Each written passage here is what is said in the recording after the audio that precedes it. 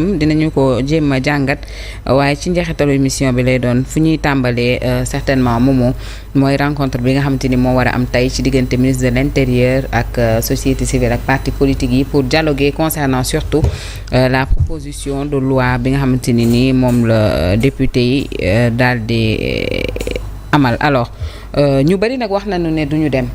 Amadou Ba déglu nañ ko mu ne du dem FDR wax nañu ne duñu dem gëm sa bopp mu ngi alerté di wax ni di ab exécution sommaire la pour des acquis démocratiques entre autres lan ngay xaar actuellement ci boobu les dialogues. non en fait problème bi du problème ñoom duñ dem de man sama problème mooy ñoom buñ demoon lan la leen Bamba Cissé di wax. ouais parce que def nañ ba pare. c'est que man loolu sama problème ñoom buñ demoon waa léegi ñoom imaginons ñoom ñu xëyoon dem wuyu ji Bamba Cissé toog. Qu'est-ce que Bamba Cissé va leur dire?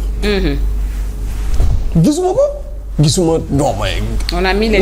non mais quand même fii wax nañ ko fii nee nañu leen bon moi je doutais parce que li ma doon yàq FDR yëpp c'était pour ñu wax seen position mu leer pour ñu confirmer ne du ñu dem ci dialogue boobu.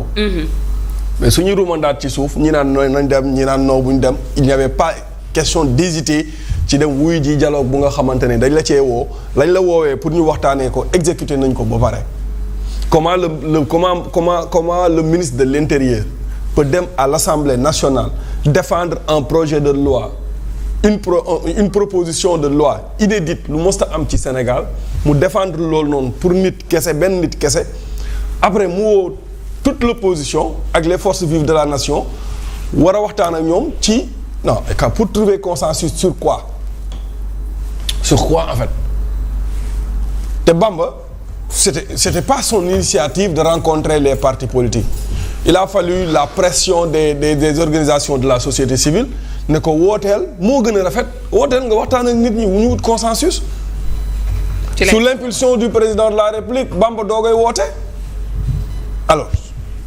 yow bu fekkente ne da ngaa woote kay mais ñu arrêté woon procédure d'urgence bi nga xamante ni moo nekk Assemblée nationale les gens vont me dire qu'il avait les mains liées. Il n'avait pas le choix. Si, il avait le choix de ne pas y aller. Parce que mbir mi du proposition de loi ou dara. Le président de la République avait le choix d'interrompre li nga xamante ne moom moo naroon a xew fële ca Assemblée nationale. Maintenant, il appelle l'opposition et les forces vives de la nation pour discuter sur quel sujet. À propos de quel sujet? Pour discuter sur quoi? Pour leur dire quoi? Ouais. Donc ñi nga xamante ne ñoom ñoo ne demuñu mooy les forces de l'opposition c'est normal. Ouais. Parce que nit ki aussi avec des arguments qui convainquent même. Oui parce que nit ki aussi doo ko woo ci waxtaan fekk li nga koy woowee yow décider nga ko ba pare après dañuy ñëw pour nga yëgal leen pour lan beneen bi mooy cette proposition de loi là proposée à l'Assemblée nationale moi je suggère opposition bi ñu attaquer ko. J'ai entendu mon grand Mame Mbaye Niang mu ni moom bu sañoon opposition bi duñ ko attaqué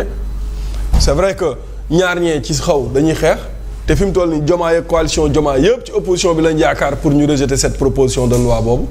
mais ñoom buñ xool ne cette opposition là buñ xool ne Diomaye ak waa kër Diomaye ñoom lañ yaakaar mais nañ xool ne mbir mi question de constitutionnalité la question de droit la question de yoon la dañoo jalgati yoon il faut que ñu tegaat leen ci yoon ñu wan leen ne bi ngeen fi toogee ba léegi yéen a ngi jalgati yoon. donc pour man bon il leur reste ils ont 6 jours pour attaquer cette proposition de loi ils n'ont qu'à attaquer cette proposition de loi là maintenant les avant-projets Nafi foofu laay daanalee avant-projet yi xamal ni bu demee assemblée nationale duñ ko adopté dañ ko dul voté député yi Diomaye léegi c'est confirmé qu'il n'a que 2 députés qui lui sont favorables à l'Assemblée nationale parce que sur 130 députés 128 ont voté. 2 ont voté contre. 2 se sont abstenus. oui kenn ki sax ñëwul far moom am na ci koo xam ne ñëwul keneen ki moom gis nga ko dem ba muy xool ak Bara Ndiaye donc ça veut dire que Diomaye sur 130 députés de l'opposition de Pastef moom ñaar la ci am. Donc ces projets de loi là su duggee Assemblée nationale les gens vont bloquer ça parce que ñu ngi koy waxtaanee yaa ngi dégg Bara lim la wax donc Bara lim wax ci kaw moom la ñuy wax ci suuf moom moo am sañ-sañu wax ko ci kaw donc Diomaye qui sache qu'il n'a pas et loolu motif de dissolution de l'Assemblée nationale la.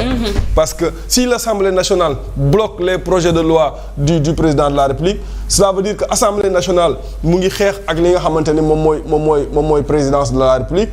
Crise institutionnelle dafay am et loolu motif la pour président de la République mu jël ci gël-guyam pour tas Assemblée nationale. Donc affaire bi noonu la demee soxna na fi. Ouais, et puis Mamadou comme ni ko Momo Cissé waxee léegi rek c'est vrai que on ne sait pas sur quoi va tourner wala lan moo nar a contenu boobu le dialogue étant donné que lanu waroon waxtaanee yëpp jëf nañu ko daanaka ba noppi. oui xam nga démarche bi nga xam ne moom la nit ñi war a mën a am ci li def démarche bi approche bi. daf ci nekk loo xamante ne nii lu am solo la mais bu fekkee ne approche bi da nga ci juum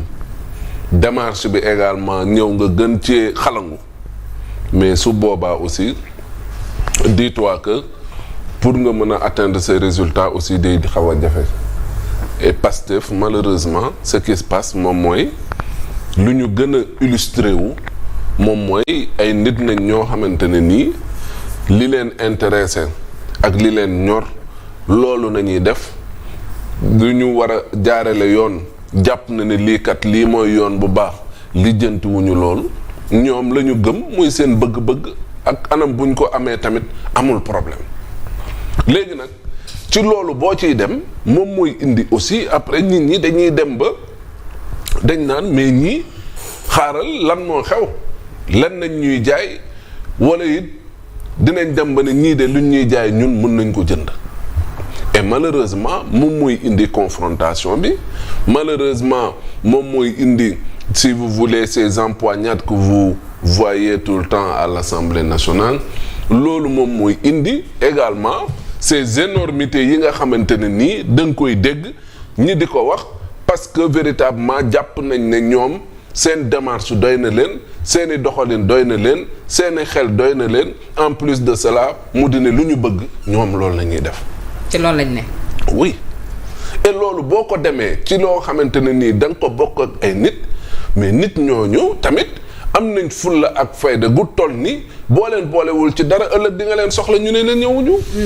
jeex na. léegi nag looloo tax yëf yi di war di rafet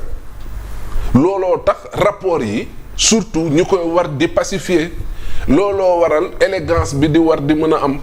looloo waral ñu war di mën a comporter wu en vrai gentleman looloo waral ñuy mën di sedd nit ñi ak wekk di leen jox cër gi nga xam ne moom nañu yelloo parce que ëllëg du añ du reer ni ko Olof Njaay di waxee mais lu mat a sóoraale la langum politique bi dañ ko bokk ak ay nit réew mi dañ ko bokk ak ay nit ëpp ñu fi nit ñi xam-xam ëpp ñu fi nit ñi ay lijaasa dàqu ñu fi jàng nit ñi gënuñu nit ñi ci dara kon donc loolu dafa nekk loo xam ne lu ñu war a mën a bàyyi xel la léegi nag comme loolu amul loolu moom moo ñu indi ci situation yii nii loi bii nii waroon nañ ci mën a waxtaane parce que depuis 92 ba léegi amul loi yoo xamante ne nii bu mel nii bi ni mel tey bi ñuy waxtaane boo xam ne am na ay coppite wala leneen luñ ci